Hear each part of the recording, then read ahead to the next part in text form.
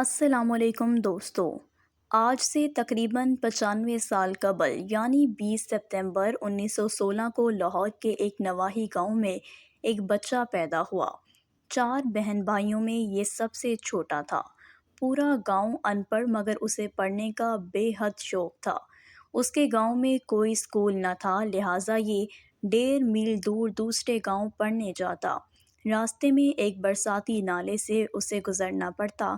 چھٹی جماعت پاس کرنے کے بعد وہ 8 میل دور دوسرے گاؤں میں تعلیم حاصل کرنے جاتا۔ اس نے مڈل کا امتحان امتیازی نمبروں سے پاس کیا اور وظیفہ بھی حاصل کیا۔ مزید تعلیم حاصل کرنے لاہور آ گیا۔ یہاں پر اس نے سینٹرل ماڈل اسکول میں داخلہ لے لیا۔ اس کا گاؤں شہر سے 13 کلومیٹر دور تھا۔ غریب ہونے کی وجہ سے تعلیم جاری رکھنا مشکل ہو گیا، مگر اس نے مشکل حالات میں سامنے ہتھیار نہ پھینکے بلکہ ان حالات سے مقابلہ کرنے کی ٹھانی۔ اس نے تہیہ کیا کہ وہ گاؤں سے دودھ لے کر شہر میں بیچے گا اور اپنی تعلیم جاری رکھے گا۔ چنانچہ وہ صبح منہ اندھیرے اذان سے پہلے اٹھتا، مختلف گھروں سے دودھ اکٹھا کرتا، ڈرم کو ریلے پر لاد کر شہر پہنچاتا۔ شہر میں وہ نواب مظفر قزلباش کی حویلی اور کچھ دکانداروں کو دودھ فروخت کرتا اور مسجد میں جا کر کپڑے بدلتا اور اسکول چلا جاتا۔ کالج تک کے زمانے تک وہ اسی طرح دودھ بیچتا اور اپنی تعلیم حاصل کرتا رہا۔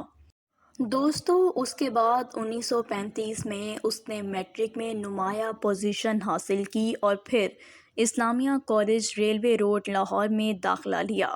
اب وہ اپنے تعلیمی اخراجات پورے کرنے کے لیے گاؤں سے ریڑھی میں دودھ لاتا اور شہر میں فروخت کر دیتا۔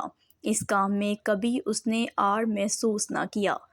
فرسٹ ایئر میں اس کے پاس کوٹ نہ تھا اور کلاس میں کوٹ پہننا لازم تھا، چنانچہ اسے کلاس سے نکال کر غیر حاضری لگا دی جاتی۔ اس معاملے کا علم اساتذہ کو ہوا تو انہوں نے کوٹ خریدنے میں اس طالب علم کی مدد کر دی۔ نوجوان کو پڑھنے کا بہت زیادہ شوق تھا۔ 1939 میں اس نے BA آنرز کیا۔ یہ اپنے علاقے میں واحد گریجویٹ ہی تھا۔ معاشی دباؤ کے تحت BA کے بعد اس نے باٹا پور کمپنی میں کلرک کی نوکری کر لی۔ چونکہ اس کا مقصد اور گول لا یعنی کہ قانون پڑھنا تھا، لہٰذا کچھ عرصے بعد کلرکی چھوڑ کر قانون کی تعلیم حاصل کرنے لگا اور 1940 میں LLB کا امتحان پاس کر لیا۔ 1950 سے باقاعدہ پریکٹس شروع کر دی۔ اس پر خدمت خلق اور آگے بڑھنے کا بھوت سوار تھا۔ اس نے لوگوں کی مدد سے اپنے علاقے میں کئی تعلیمی ادارے قائم کیے۔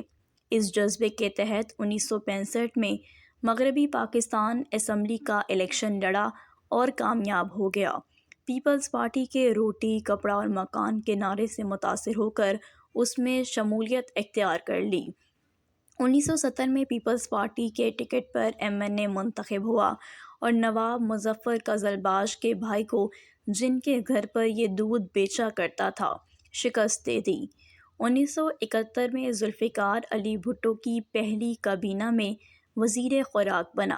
اس کے بعد 1972 کو پاکستان کے سب سے بڑے صوبے پنجاب کا وزیر اعلیٰ بنا۔